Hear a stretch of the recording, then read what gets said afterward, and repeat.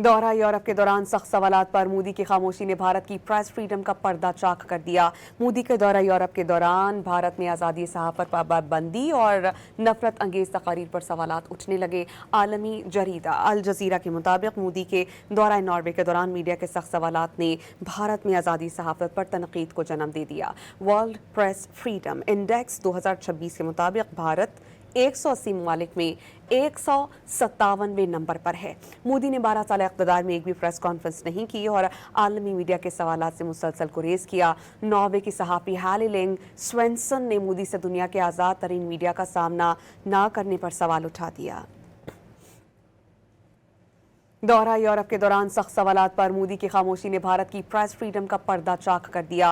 मोदी के दौरा यूरोप के दौरान भारत में आज़ादी सहाफ़त पर पाबंदी और नफरत अंगेज़ तकारीर पर सवालात उठने लगे। आलमी जरीदा अल जज़ीरा के मुताबिक मोदी के दौरा नॉर्वे के दौरान मीडिया के सख्त सवालात ने भारत में आज़ादी सहाफ़त पर तनकीद को जन्म दे दिया। वर्ल्ड प्रेस फ्रीडम इंडेक्स 2026 के मुताबिक भारत 180 ममालिक में 157वें नंबर पर है।